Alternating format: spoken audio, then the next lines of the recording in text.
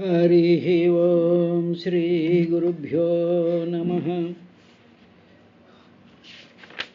हारिके नंदगोकुल विहारिके चक्र समीर दैत्य संहारिके भक्त दुख परिहारिके गोपनितंबिनी मनोहारिके दुष्ट संपदपहारिके घोषकुटीपयोघृताहारिके बालकग्रहमहासुरदुर्वनिता प्रहारिके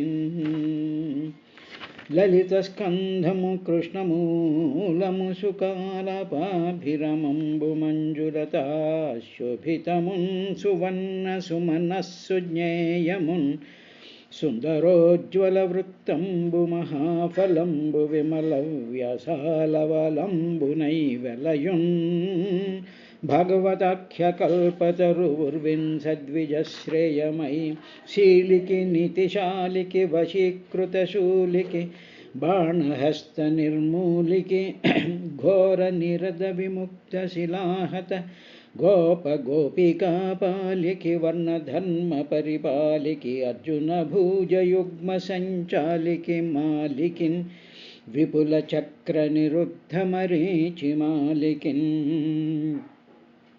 क्षन्तको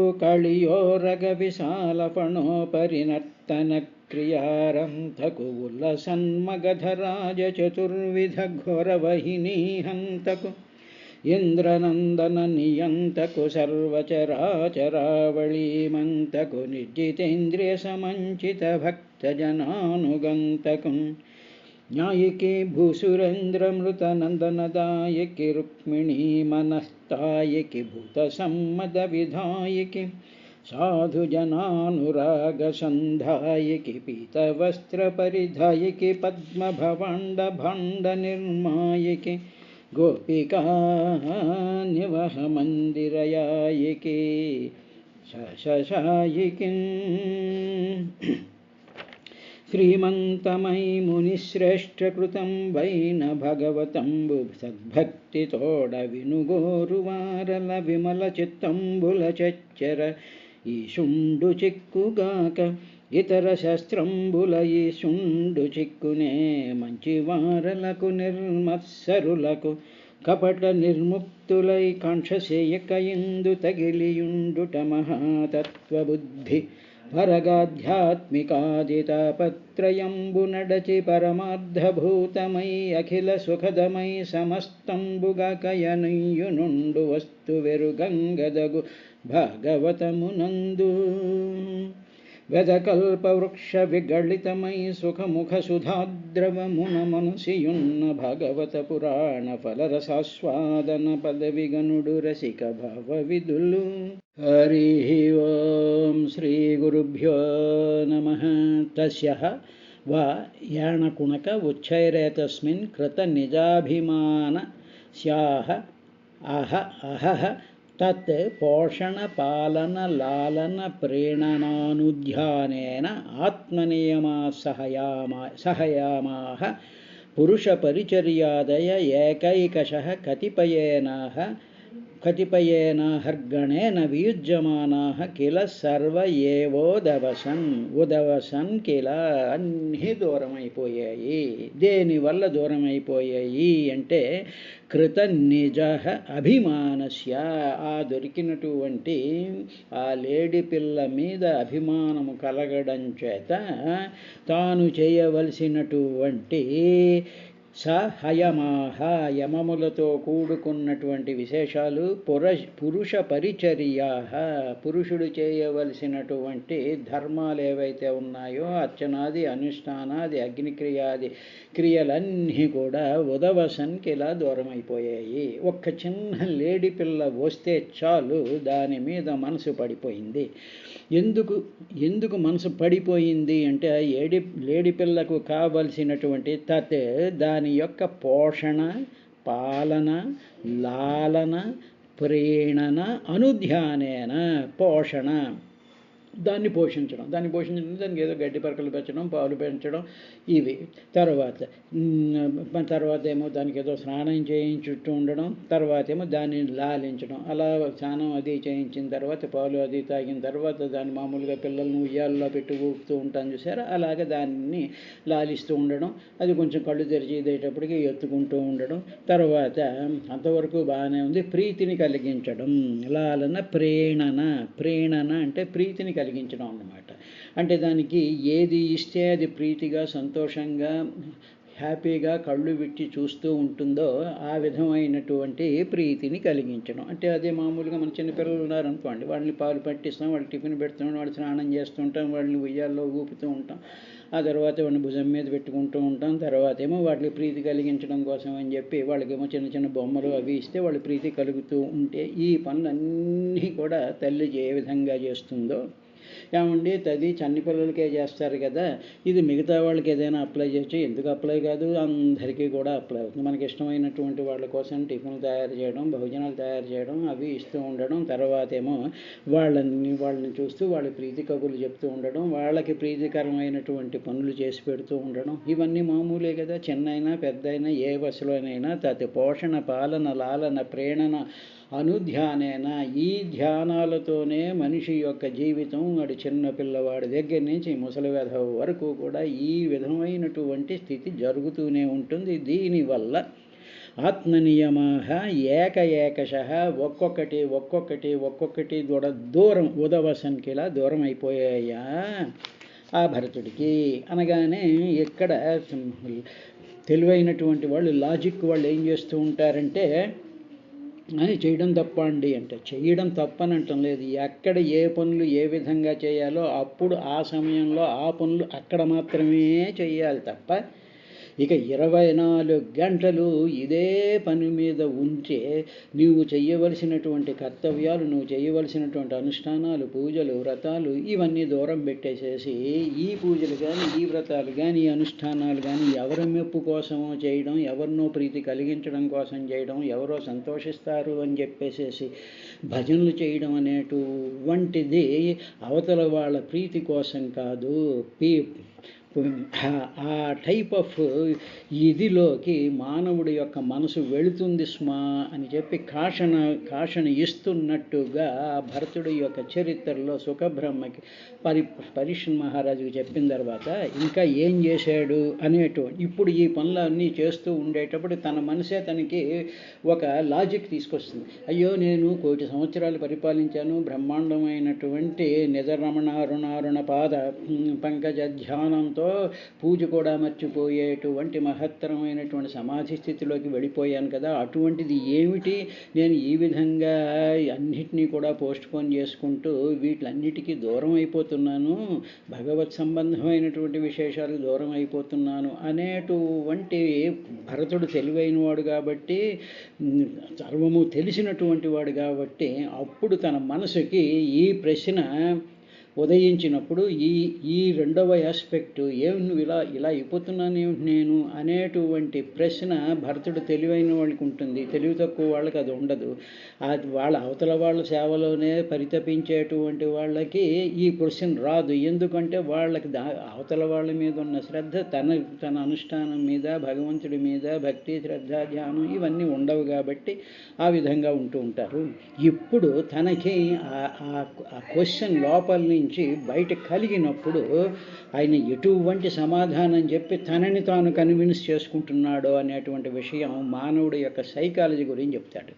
అహో బతాయం హరిణకుణుక కృపణ ఈశ్వర రథచరణ పరిభ్రమణరయేణ స్వగణ సుహృద్బంధుభ్య పరివర్జిత శరణంచ మోపసాదితో మామేవ మాతా పితరౌ భర్తృజ్ఞాతీని ఔధికాంశ్చైవోపయామ యాయ న అన్యం కంచన వేదమయ్యతి విశ్రబ్ధశ్చాత ఏవ మయా మత్పరాయణస్య పోషణ పాలన ప్రేణన లాలన మనసూయాను అనుష్ఠేయం శరణ్యోపేక్షా దోష విదుషా అని కన్విన్స్ చేసేసుకున్నాడు. ఏమండి మరి ఒకే కాలనీలో ఉంటాం కాబట్టి వాళ్ళకి అన్నిటికీ ఇవ్వాలి కదండి అని చెప్పేసేసి మనకి తనకు మాలిన ధర్మాలను తనకు సంబంధించినటువంటి వాటిలన్నిటినీ చేస్తూ మనని మనం ఏ విధంగా అయితే సపోర్ట్ చేసేసుకుంటూ ఉంటామో అదే విధమైనటువంటి విధంగా సాక్షాత్తు మహానుభావుడైనటువంటి భగవత అయినటువంటి ఆ భరతుడు ఈ విధంగా తను చేసినటువంటి పనిని సపోర్ట్ చేసుకుంటాం. ఆశ్చర్యం, అయ్యో హో ఆశ్చర్యం బత, అయ్యో ఈ కాల భ్రమణం అంతా కూడా చాలా వేగంగా పరిభ్రమించేస్తుంది. అయినప్పటికీ పాపం ఈ లేడి పిల్ల ఎక్కడుండాలి, తన మిత్రుల దగ్గర ఉండాలి, తన బంధువుల దగ్గర ఉండాలి. అటువంటిది విడివడిపోయి తల్లేమో మరణించిపోయింది, విడిపోయింది, బంధువులకి దూరం అయిపోయింది, మిత్రులకి దూరం అయిపోయింది. అందువల్ల ఇది వచ్చి నా దగ్గరికి చేరింది. నువ్వు తీసుకున్నావా, అది వచ్చి చేరిందా? నువ్వు కదా తీసుకున్నావు, అది నన్ను వచ్చి చేరింది అంటున్నాడు. అంటే ఏమిటన్నమాట, మనం కూడా ఇటువంటి మాటలే పాపం వాళ్ళకి వాళ్ళు పెద్దవాళ్ళు కదా, మరి వాళ్ళకి ఏవో చేసి పెట్టాలి కదా అనేసేసి మనకి పనికి మాలినటువంటి ధర్మాన్ని మనం ఏ విధంగా మనం తీసుకుని వాళ్ళకి లేదు అని చెప్పి మనం ఆరోపించుకుంటూ ఉంటాం చూసారా.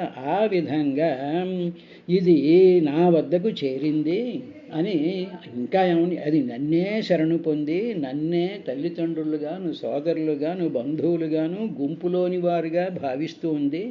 అది ఏం భావిస్తుందో ఈ భరతుడు చెప్తున్నాడు.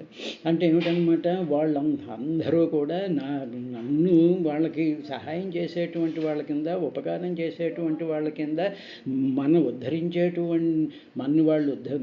మేము వాళ్ళని ఉద్ధరిస్తున్నాము అనుకుంటున్నారు అనుకుని ఈ కార్యక్రమాలు చేసేటువంటి వాళ్ళందరూ అనుకుంటూ ఉంటారు చూసారా. ఆ విధంగా ఇది నన్నే శరణు పొంది నన్నే తల్లిదండ్రులుగా సోదరులుగా బంధువులుగా తన గుంపులో ఉండేటువంటి వాళ్ళగా భావిస్తుంది అని, దీనికి నేను తప్ప మరొకరు ఎవరూ తెలియదు, నేను ఉంటేనే తప్ప వాళ్ళు తింటారు, నేను ఉంటేనే, నేను వాళ్ళ మీద కన్సర్న్ చూపిస్తేనే వాళ్ళు బతుకుతున్నారు అని మామూలుగా సంసారంలో ఉండేటువంటి ఇప్పుడు సాధారణమైనటువంటి పిల్లలు ఉన్నారనుకోండి. పిల్లలు ఉన్నప్పుడు మనకేమనిపిస్తుంది, తల్లిదండ్రుల కింద అంటే ఈ పిల్లలు అయ్యో పాపం వీళ్ళకి అన్నీ మనమే చూడాలి, వీళ్ళన్నీ మనమే పోషించాలి, వీళ్ళు బట్టలు కుట్టించాలి, వీళ్ళకి ఇంకెవరున్నారు నేనే పోషించాలి అనేటువంటి భావనతో మనం మన సంసారంలో మనకుండేటువంటి మన సొంత పిల్లల మీద, మన తల్లిదండ్రుల మీద, మన బంధువుల మీద మనం ఏ విధంగా అయితే ఈ విధమైనటువంటి భావాన్ని చూపిస్తూ ఉంటామో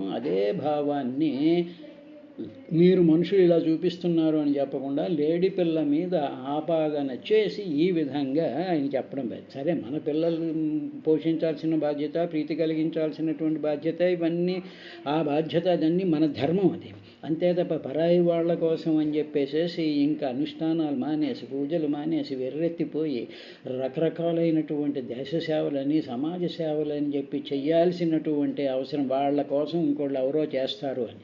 కానీ చెయ్యడం తప్పు అని చెప్పలేదు. పరోపకారం ఇదం శరీరం అన్నాడు. చెయ్యడం తప్పు కాదు, దానినే ప్రథమంగా తీసుకొని దానినే నీ ధర్మం కింద భావిస్తూ దానినే వాళ్ళని నేను ఉద్ధరిస్తున్నాను అనేటువంటి అహంభావంతో చేస్తే మాత్రం ఆ క్రియలకి ఏ విధమైనటువంటి ఫలము ఉండదు. ఆ ఫలము లేనితనమే ముందు భరతుడి చరిత్రలో మనకి కనిపిస్తుంది. తర్వాత దీనికి పైగా నాపై విశ్వాసం ఉంది, నా మీద ఎంత విశ్వాసమో, ఇది నన్నే నమ్ముకుని ఉంది అంటారు.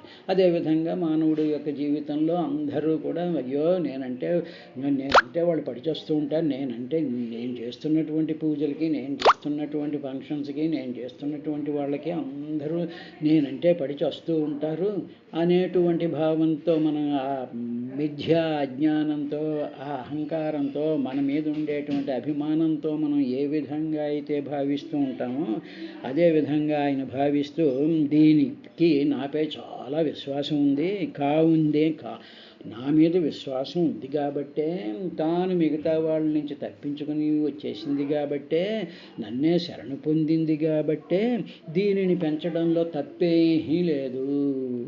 దీన్ని పెంచడంలో ఇబ్బందులు, నేను ఎన్ని ఇబ్బందులు పడుతున్నా సరే, నేను నా అనుష్ఠానాన్ని మానేసినా, నా పూజను మానేసినా, నా స్వధర్మాన్ని మానేసినా, దేశ సేవ సమాజ సేవ అంటూ ఊరి మీద పడిపోయేటువంటి ఆ చేయడంలో ఇబ్బందులు పడుతున్నా సరే, నేను దీనిని రక్షించి రాలించి ప్రీతిని కలిగించాలి, నేను శరణుజొచ్చిన వారిని, మళ్ళీ పైగా ఒక ధర్మం కూడా, శరణుజొచ్చినటువంటి వాళ్ళని ఉపేక్షించకూడదు కదా అని నాకు తెలుసు. ఎందుకంటే నేను బాగా చదువుకున్నాను, నేనెంతో బ్రహ్మాండమైనటువంటి సాధన చేసినటువంటి వాడిని. కావున శరణుజొచ్చినటువంటి వాళ్ళకి ఉపేక్షించడం తప్పు. కావున ఇది నా కర్తవ్యం. నీ కర్తవ్యం ఏమిటి? నువ్వు పూజ చేసుకోవాలి, అనుష్ఠానం చేసుకోవాలి. ఉద్ధరేత్ ఆత్మానం ఉద్ధరే ఆత్మానం అవసాదయేత్. నీ ఆత్మని కిందకు పడిపోనివ్వకూడదు. నువ్వు ఎవరో తెలుసుకోవడం, నీ సాధన, నీవు భగవంతుడికి దాసుడు అనేటువంటి విషయం నుంచి కింద పడిపోవడం. ఆత్మానం అవసాదయేత్, కింద పడిపోకూడదు. ఉద్ధరేత్ నీ ఆత్మనః, నీ మనసుని, ఆత్మానం నీ యొక్క ఆత్మతో, నీ స్వరూపానురక్తితో దానిని ఉద్ధరించుకోవాలి తప్ప నువ్వు ఊళ్ళో వాళ్ళని ఉద్ధరించాల్సినటువంటి అవసరం నీకు లేదు. అలాంటప్పుడు మరి పరోపకారం, దానధర్మాలు చెయ్యాలి. దానధర్మాలు చెయ్యకూడదు అని ఎక్కడ శాస్త్రంలో భరతుడు చెప్పలేదు. ఇదే కర్తవ్యం అని చెప్పి, ఇదే నా కర్తవ్యం, this is only my duty అనుకుంటున్నాడు. అది చెప్పినటువంటి వాళ్ళ శరణ్యే ఉపేక్ష దోష విదుషాః. ఇలాగా ఏవ మయా మత్పరాయణస్య, ఇది నన్నే కోరుకుంది కాబట్టి శరణ్య ఉపేక్ష దోష విదుషాః, శరణు పొందినటువంటి వాళ్ళని ఉపేక్షించడంలో దోషం జరుగుతుంది అని నాకు తెలుసు అన్నాడు. నిన్నెవరు శరణ పొందారయ్యా? నిన్నెవరు శరణ పొందలేదు. ఎవరిళ్లలో వాళ్ళు పూజలు చేసుకుంటున్నారు, ఎవరిళ్లలో వాళ్ళు వ్రతాలు చేసుకుంటున్నారు, ఎవరిళ్లలో వాళ్ళు అన్నీ చేసుకున్నప్పుడు నువ్వేదో ఊళ్ళో వీళ్ళందరినీ ఉపేక్షించకూడదని చెప్పి నువ్వు రకరకాలైనటువంటి పనులు నువ్వెందుకు చేస్తున్నావు? నీకెందుకు ఆ బాధ? నీ దగ్గరకు నీకు సంబంధం లేనటువంటి విషయాలన్నింటిలో నువ్వు తలదూర్చి నువ్వు చేయాల్సినటువంటి కార్యక్రమాలన్నీ వదిలేసుకుంటూ ఉన్నావు కదా, అది కర్తవ్యం అనుకుంటున్నావు కదా.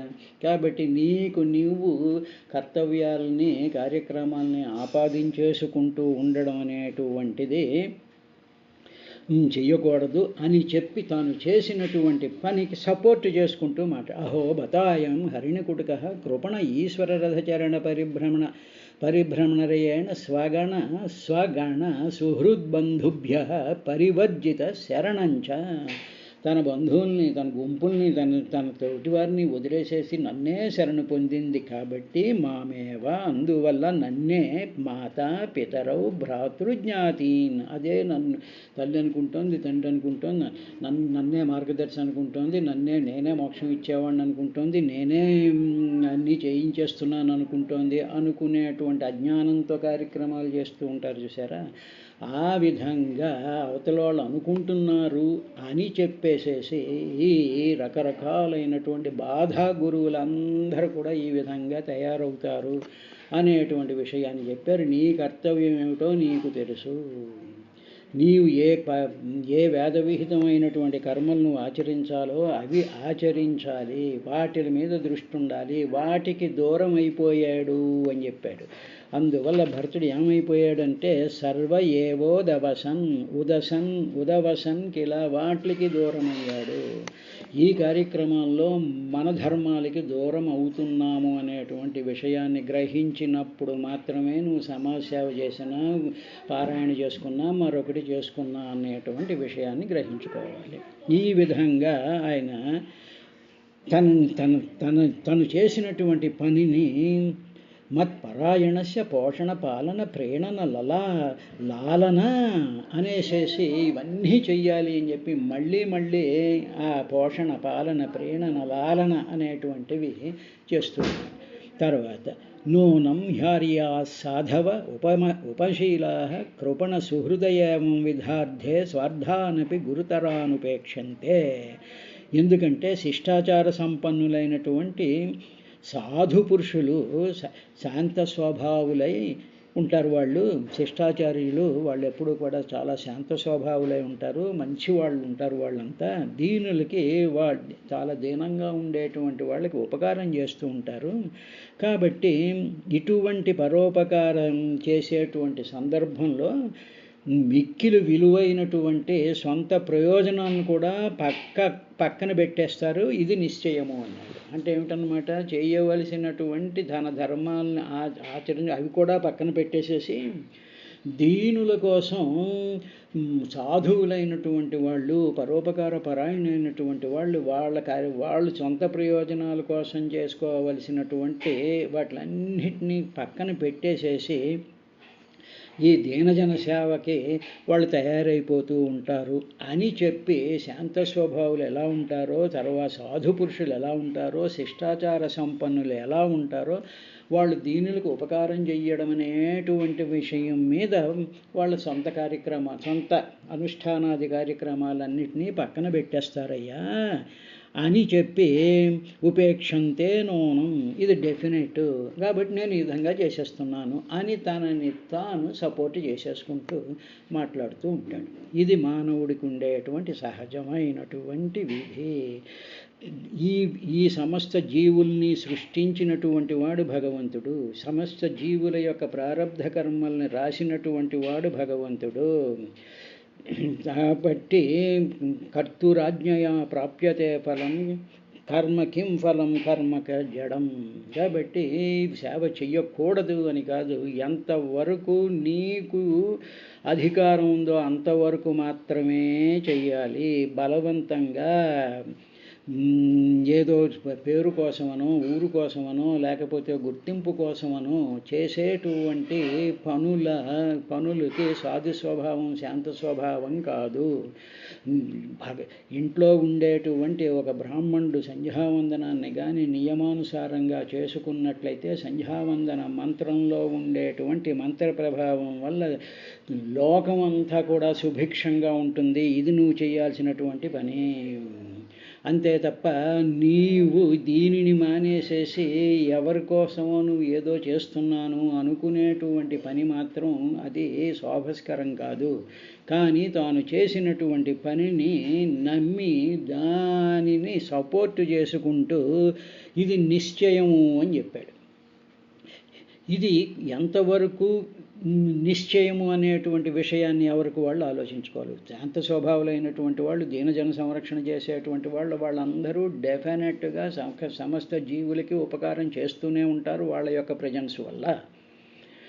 కాబట్టి నువ్వు అందుకనే దీనికే భగవాన్ రమణ మహర్షి దగ్గరికి రాజేంద్ర ప్రసాద్ మన మొట్టమొదటి ప్రెసిడెంట్ వచ్చినప్పుడు, ప్రపంచ యుద్ధం జరుగుతూ ఉండేటువంటి సందర్భంలో, స్వామి మీలాంటి వారు చేసుకోవాలి, భగవంతుడు సృష్టించాడు, భగవంతుడు ఆ యుద్ధాలు ఏం చేయాలో అవన్నీ కూడా ఏ విధంగా జరగాలో అవన్నీ డిసైడ్ చేశాడు, నీకు నాకు ఎందుకు ఆ పని, చేసినటువంటి వాడే చూసుకుంటాడు అని చెప్పాడు. మరి పుట్టించినటువంటి లేడీని భగవంతుడే చూసుకుంటాడు. నీళ్ళల్లో కొట్టుకుపోతుంది, ఏదో దానికి ఆటోమేటిక్గా దానికి ఈత వస్తే అది ఏ ఒడ్డుకో చేరుకోగానే అక్కడ మిగతా లేళ్ళు వాటిని తీసుకుని వెళ్ళిపోతాయి. కానీ నువ్వెందుకు ఇన్వాల్వ్ అయిపోయావు అంటే ఏమిటన్నమాట, నీలో సడన్గా కరుణ అనేటువంటి పాశం డెవలప్ అయిపోయి నీ మనసు డిస్టర్బ్ అయిపోయింది. ఎప్పుడైతే నీ మనసు డిస్టర్బ్ అయిపోయిందో దాని రెస్పాన్సిబిలిటీ అంతా నువ్వు మీద వేసుకున్నావు. అంతవరకు బాగానే ఉంది. ఆ తర్వాత ఇంకా దానికోసం అని చెప్పేసేసి శిష్టాచారాలన్నిటినీ, నువ్వు చేయాల్సినటువంటి కార్యక్రమాలన్నిటినీ కూడా ఒక్కొక్కటి ఏకశః ఒక్కొక్కటి దూరం పెట్టేసేసుకొని దాని సేవలో నేను పూర్తిగా మునిగిపోవడం అనేటువంటిది ఎంతవరకు సమంజసము అనేటువంటి విషయం భరతుడికి ఆ టైంలో తట్టలేదయ్యా అన్నట్టుగా చెప్తూ, ఇది కృతానుషంగ ఆసన శయనాటన స్థానాశనాదిషు సహ మృగజహునా స్నేహానుబద్ధ హృదయ ఆసీత్. ఈ విధంగా లేడిపిల్ల యందు భరతుడికి ఆసక్తి కలిగిపోయింది. కృత అనుషంగం అంటే ఆసక్తి అన్నమాట. ఆ చేసేటువంటి ఆ లేడీ పిల్ల మీద రోజుకి కూడా ఆసక్తి పెరిగిపోయేటప్పటికీ ఆయన హృదయంలో ఏమైపోయిందంటే ప్రేమ పాశం ఒకటి డెవలప్ అయిపోయింది. ఇది నాది అనేటువంటి భావం ఎప్పుడైతే వచ్చిందో దానితో ప్రేమ అనేటువంటి మమకారం అనేటువంటి ఒక పాశం, అది దానితో ప్రేమ పాశం ఒకటి నిర్మాణం అయిపోయింది. అది వచ్చేసేటప్పటికీ అప్పుడు ఆయన ఏం చేసేవాడంటే లేడి పిల్లతోనే కూర్చున్నాడు. లేడి పిల్ల పడుకుంటే తాను దాని పక్కనే పడుకుండే. లేడి పిల్ల ఎటు వెళ్తుంటే దాని వెనకాలే వెళ్తూ ఉండడం. అది నిలబడితే తాను నిలబడుతూ ఉండడం. అది తింటూ ఉంటే ఈయన కూడా అదేదైనా గడ్డ ఏదో తింటూ ఉంటే అక్కడ పండు ఏదో తింటూ దాన్ని ఇమిటేట్ చేస్తూ ఈయన తినడం ప్రారంభించాట. కాబట్టి కూర్చోవడం కానీ, పడుకోవడం కానీ, తిరగడం కానీ, నిలబడి ఉండడం కానీ, తర్వాత తినడం మొదలైనటువంటి పనులన్నీ కూడా లేడీ ఏం చేస్తుంటే ఈయన అదే చేస్తూ ఉన్నాడు. అదే మామూలుగా మనం చూసామనుకోండి, చిన్నపిల్లలు ఏం చేస్తూ ఉంటారంటే పెద్దవాళ్ళు ఏం చేస్తుంటే వాళ్ళు పిల్లలు అదే దాన్ని ఇమిటేట్ చేస్తూ ఉంటారు. కాబట్టి ఈ ఇమిటేషన్ అనేటువంటిది దేని వల్ల డెవలప్ అవుతుంది అంటే ప్రేమపాశం డెవలప్ అవ్వడం వల్ల. ఈ ప్రేమపాశం ఎందుకు డెవలప్ అవుతుందంటే ఆసక్తి ఉండడం వల్ల. కాబట్టి మనం చేస్తున్నటువంటి పనులలో నిరాసక్త, ఏ విధమైనటువంటి ఆసక్తి లేకుండా ఏ వస్తువు మీద కానీ, ఏ వ్యక్తి మీద కానీ, ఏ దృశ్యం మీద కానీ, ఏ జగత్తు మీద కానీ ఆసక్తి అనేటువంటిది లేకుండా భగవంతుడి మీదే ఆసక్తి ఉంటూ సర్వంలోనూ చైతన్య ప్రకాశం, ఆత్మ చైతన్య ప్రకాశం అనేటువంటి వెలుగుగా ఉండేటువంటి ఆ సత్యం, జ్ఞానం, అనంతం, నిత్యశుద్ధ బుద్ధముక్తమైనటువంటి ఆ పరమాత్మ స్వరూపం మీద మాత్రమే ఆసక్తి ఉండాలి తప్ప ఆ చైతన్య ప్రకాశం, ఆభాస కనిపించేటువంటి వస్తుజాలాల మీద, వ్యక్తుల మీద, దృశ్యాల మీద, వస్తుజాలాల మీద ఆసక్తి ఉంటే మాత్రం ఇక ఏ విధమైనటువంటి ఫలము ఉండదు. కాబట్టి వాళ్ళని ఇమిటేట్ చేస్తూ ఉండేటువంటి పరిస్థితిలో ఆయన అలా తయారయ్యాడయ్యా అన్నాడు. రేపటి కార్యక్రమంలో ఇంకా ఆయన ఏం చేశాడు అనేటువంటి విషయాన్ని చూద్దాం.